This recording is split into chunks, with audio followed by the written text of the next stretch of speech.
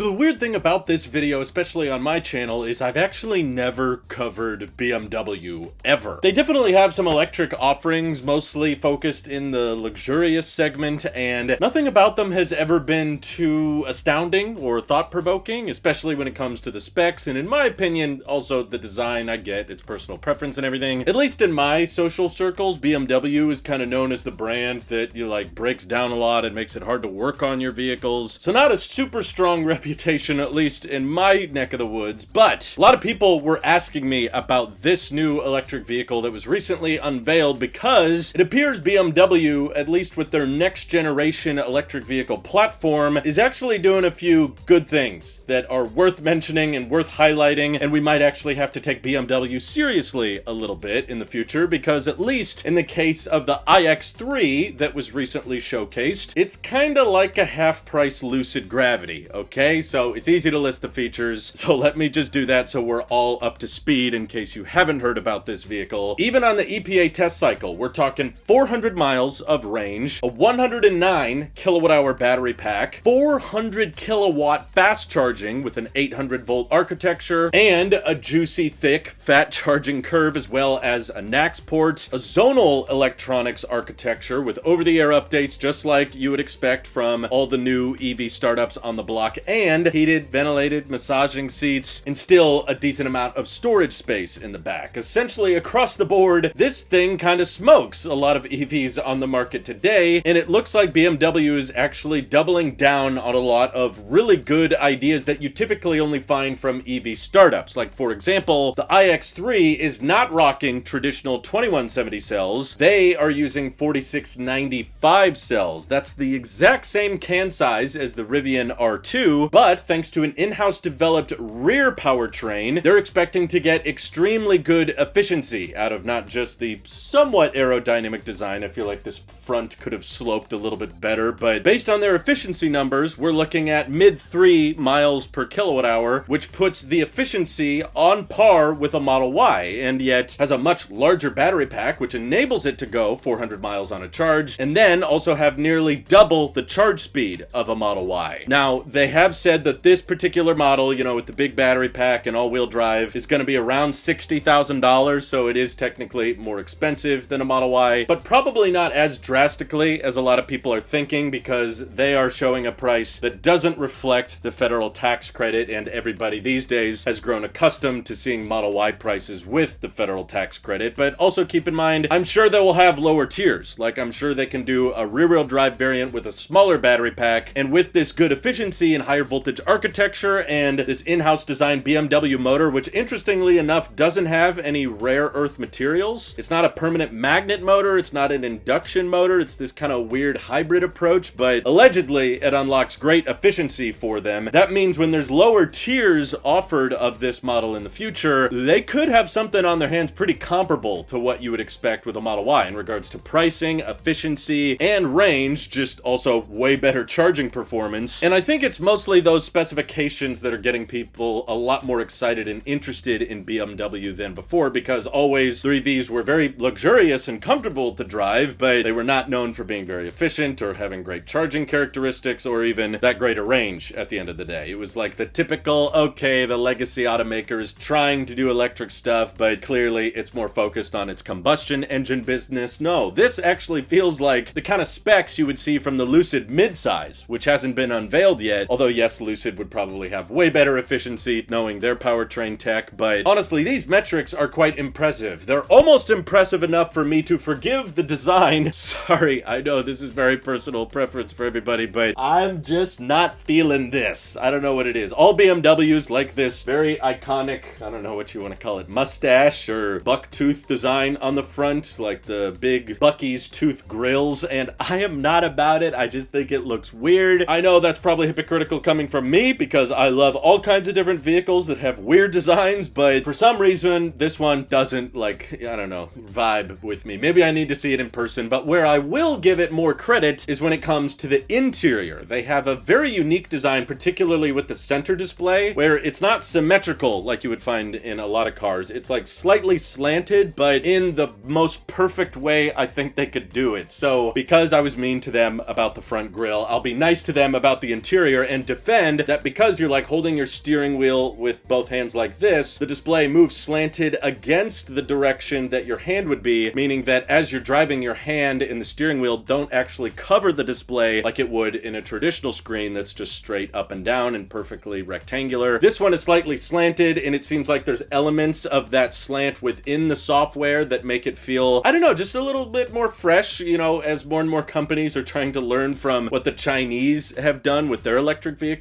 I think we could easily run into a scenario where all cars basically just look like Teslas on the inside, and they all just have the same big screen. It's all just the iPad in the center console. So I actually like that the iX3 has a bit more of a unique characteristic that's reflected in the software, more angles in the menus to kind of get comfortable with that slant, and it doesn't compromise on the visibility as you're holding the steering wheel. At least that's what reviewers are pointing out, and I think the inside actually looks quite cool. Looks like an extremely spacious second row and plenty of cargo space in the back with a decent frunk. Probably not as big as a Model Y frunk, but certainly much bigger than what you'd find in an ID4 or an Ioniq 5, where they're just like, oh yeah, should we have a frunk? I guess let's be able to fit a small iPad in there. This one looks like you could fit like a larger MacBook at least on the inside, so not a game-changing frunk or anything, but still, across the board, maybe we'll have to take BMW more seriously, but I still feel like looking at design characteristics on the front, and can I just criticize one more thing? The overall name. It just doesn't roll off the tongue. You already have an acronym as your brand name. I don't think your model should be also more acronyms or just letters and numbers, like the BMW iX3, and I'm sure you're gonna tack on all-wheel drive afterwards, so we're gonna just have this long string of useless letters and numbers. Personally, I prefer shorter, quippier names, just like the Rivian R2, or the Rivian R1S, or the Lucid Gravity. You know, it's just like simple, rolls off the tongue, and then you can have acronyms at the end to reference the trim, like the Lucid Air GT, or the Model 3 Performance. I just feel like those are a bit easier to stick in your mind, and they make electric vehicles sound, I guess, more approachable to the everyday person. Whereas if someone came up to me and said, hey, are there any, you know, good electric crossovers that are going to have 400 miles of range next year? What is that person going to think when I tell them, oh, you should check out the BMW iX3? You're going to be like, the what now? What the heck are you talking about? Sony has the same problem with headphones. It's just like the WH-1000XM. It's like, stop. Usually I have to tell the marketing team on companies to shut up and just, you know, let the company do what it does. But this time I'm like, marketing, you need to step in on how they brand this, because I'm not feeling the letters and numbers thing. It just makes it feel more enthusiast and untouchable. But how do you guys feel about the iX3? Do you think this is BMW taking electric vehicles way more seriously? Would you be interested in one at that price point with the range and the charging and the NACS port adoption? Of course, this could charge faster at superchargers than Teslas do, which is kind of nutty. Feel free to let me know your thoughts down in the comments below. And thank you to everybody supporting this channel directly. Seriously, helps us out a ton, as does just watching these videos. So thanks again. Have an excellent rest of your day.